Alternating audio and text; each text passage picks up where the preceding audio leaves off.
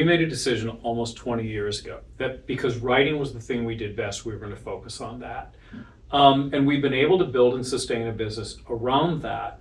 But I think just because you do something well doesn't necessarily mean it's generating impact for clients. And we're constantly needing to refresh how we do things. And you always have to look at why do you believe, or what do you believe about what it is you do that actually generates the impact, generates the return on investment. And money. The things we've done that have worked the best have been the things that can persuade people who are in a position to act on behalf of our clients to do that. Okay.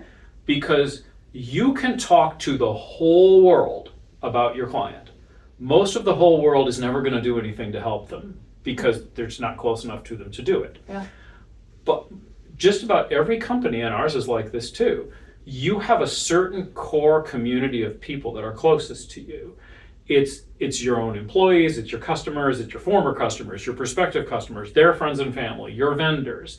The people who, if they're engaged and they're thinking about you and they're up to speed on what's going on with you, they can really drive business, referrals, recommendations.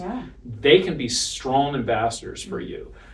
Before we reach out to the whole world, we have to make sure those people are constantly engaged with what's going on with the company. Which is really difficult to do because the pressures of every day, I mean, just the amount of stress. Let's just think about families for a minute.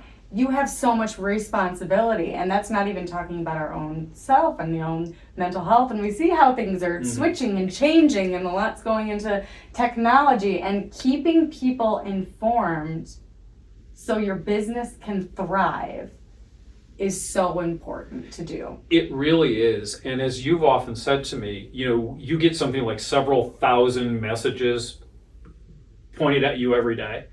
And which ones do you decide to pay attention to? And I think there's a couple of answers to that. First of all, you pay attention to the ones that are relevant to you. So if there's company X out there that I've never heard of, and then there's company Y that my friend works at, I'm much more likely to pay attention to company Y. And then second, the information has to be relevant and it has to be presented well. I will say this, as someone who's a word person and has been a word person my whole life, I get a little tired of hearing people say, people don't like to read. You know why people don't like to read? Because most of the writing out there isn't that good. And it isn't that relevant and it isn't presented that well. And I believe people will read something that's good and that's relevant. And that keeps them engaged. Exactly. And engagement is really what we're talking about here. So now you've got your close group and you're keeping them engaged. And that's the number one priority. And I always think that should be the number one priority in the things we do. Next, you want to make sure you're empowering the people you've got on the ground. And I'm thinking specifically about salespeople now. Because companies have got to support their salespeople with really good content that keeps the prospects engaged. So here's my sales piece. First of all, does the sales piece really make the case for the company? Maybe they do. Maybe we need to strengthen that. Or maybe you just got a smooth talker of a salesperson. But still, they should know certain company things. Sure. And then as one of our clients often reminds us, sometimes you need to connect effectively 6 or 7 times before somebody thinks about buying.